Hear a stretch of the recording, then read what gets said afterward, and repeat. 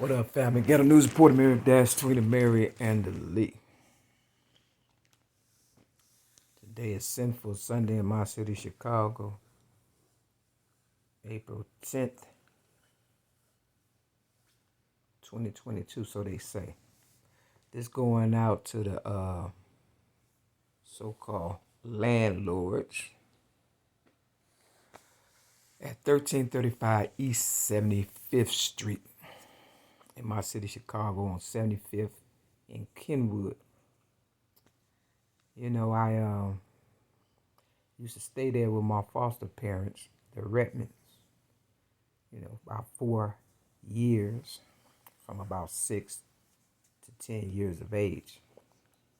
In the art of war, they say don't repeat it. That's also where I became the originator of rap music at the age of 8 in 1975.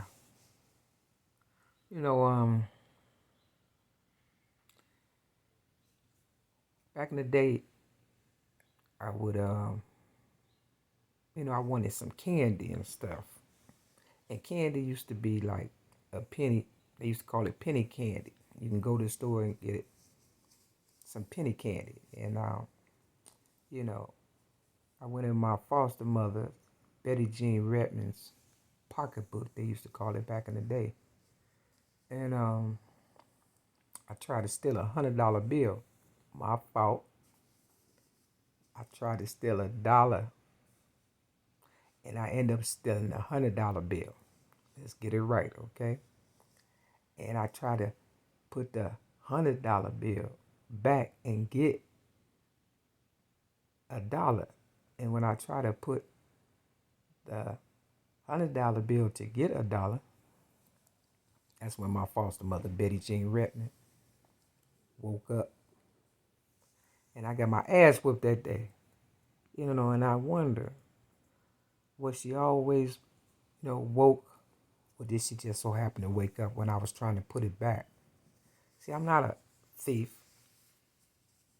in a conventional sense of the word where, people will rob you blind, something like that. I might be like a petty thief or something like that, little stuff like that. That too adds up, and it's the little things that count that people miss the most. People think it's real big things, but it's like little things like my mother Mary Lee Wright picture. That was the only one. I lost that.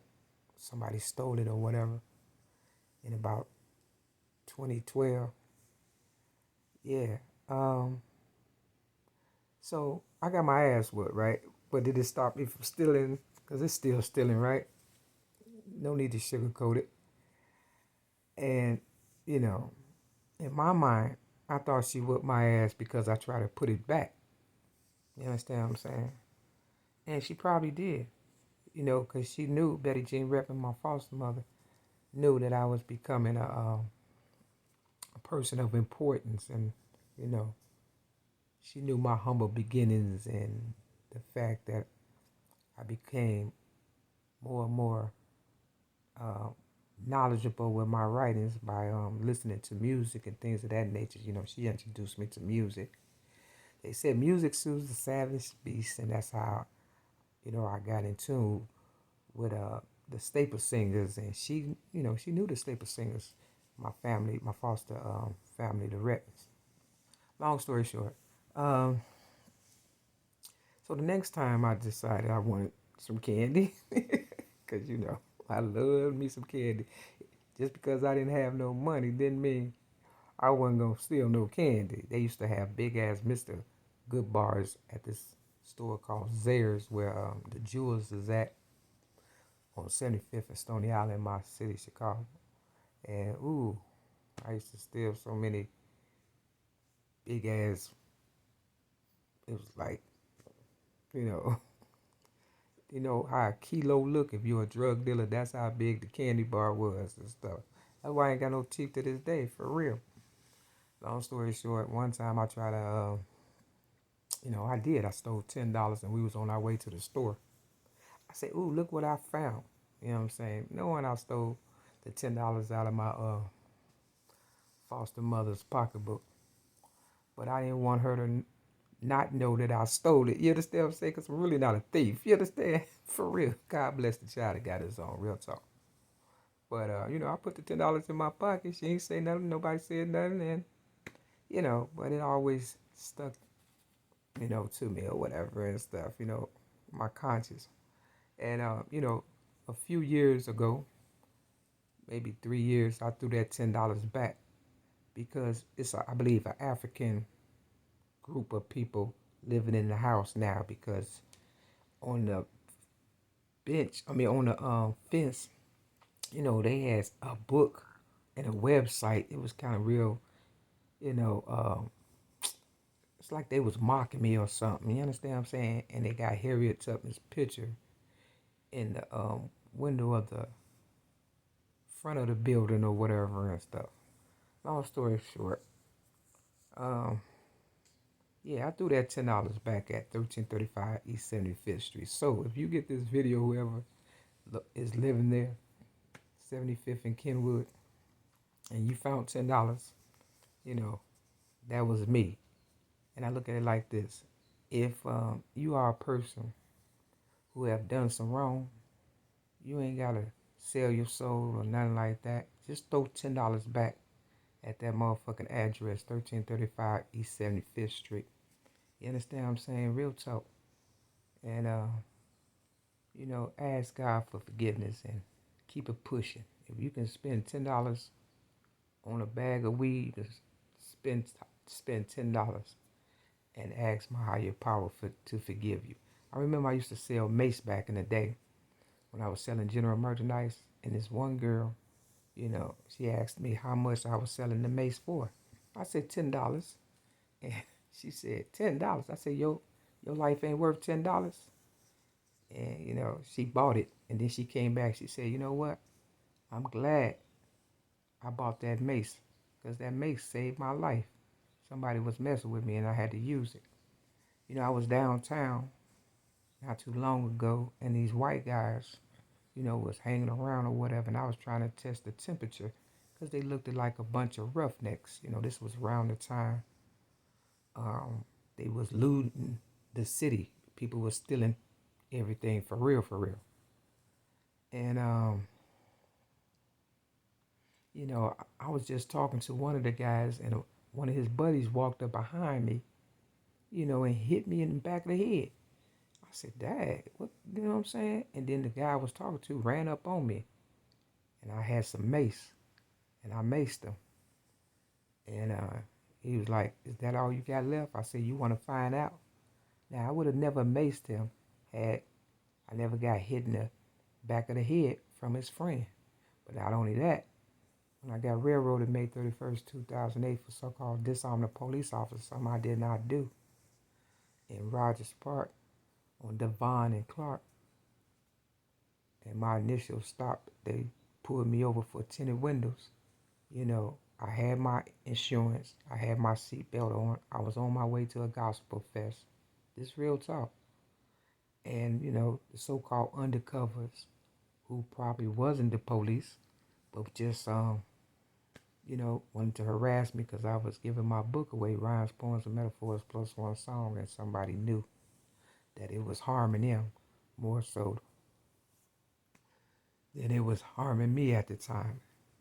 But when I gave my license and insurance, that wasn't enough. They told me to step outside my car. I did that. They said, put your hands on the hood of my car. And I folded my arms because I knew they was harassing me and violating my rights. Real talk. Because I wasn't being combated or nothing. They just wanted to,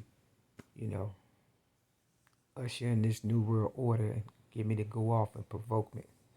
So when I folded my arms, they pulled me from behind. The men who were not in uniform but called themselves the police. Slick boys, thieves, that's all.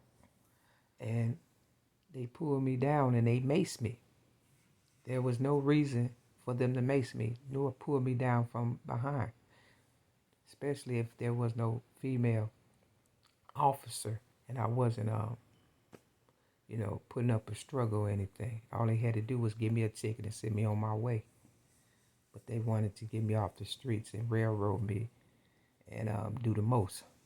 Long story short, you know, they was gonna let me go 3 days later if I would have if I would have conformed to their way of thinking and just act as if, you know what I'm saying? I would just give in or whatever, knowing what I know today. I'm glad I did. I went to prison, went to jail. You understand what I'm saying? But I still figured out why they was trying to, discredit me. You know what I'm saying? I thought my foster parents, the Redmonds, had my best interests at heart, but really they didn't. And sometimes we don't want to admit that. The people who are closest to us be the main ones trying to do us in. You know, the Antron Fisher story, and I think Anton Fisher story. I always thought that was based on my story. You know, he was a foster child, and he was able to go back and address his foster mother, but it was actually the whole family and stuff. See, they always like to put stuff on the girls when the guys are the main ones. You know what I'm saying? Doing us dirty or whatever and stuff. Hate to see you win. Even when you look like them. That's the killing part. They claim you want to be a boy. They claim you ain't doing this. They claim this. I don't drink drugs, smoke, or fornicate. You understand what I'm saying? And I'm a good person. So this one for the Redmonds. And if it ain't them, it's the one that came after them. The people that's there now that's trying to take my building from me, 1335 East 75th Street. Some Africans. All skin folk ain't kin folk. So this is for y'all. This is Proverbs. You see the 606? I come from behind to get mine. I was in Chicago Sun-Times newspaper at the age of 6 in 1973. So on page 26, 27, 28, they heard my voice at the age of 28 in 1995. This is 607 to prove that I'm not lying. Give that $10 back. It's this city is built on $10. We the people, for the people, our people too. Okay, real talk. I got 620 right here. 6 plus 2 is 8. I got 628 over here. Nothing in the world happened by mistake. You know what I'm saying? What is for you is for you. Don't let nobody hold nothing over you and stuff. A lot of people can't get free because they got people holding what they done did in the past over them, whether it was, good intentions or not. You understand? They say the road to hell was paved with good intentions. You understand what I'm saying? We just went astray. So yeah, you can read 25. You can read Proverbs 25, 26, 27, and 28. And then, keep you some mace. You understand what I'm saying? And stop shooting. Real talk, because crime don't pay. But if you tell the truth, the whole truth, and nothing but the truth. And I don't know what they say, but I never lose. Numbers don't lie. So Leon Baker Redmond, I know you set me up more so than Betty Jean Redmond, but if she didn't, step in, and I believe she did step in. I believe her spirit is still working with me. I did like the lady. I liked her a lot. I appreciate her, regardless. It's never too long, never too late to make a right decision, or right or wrong. Okay? So the taxes should be paid on that building by now. Either way, welcome to America. You understand what I'm saying? But stop trying to finesse me. All right? Real talk. Step your game up. Yep.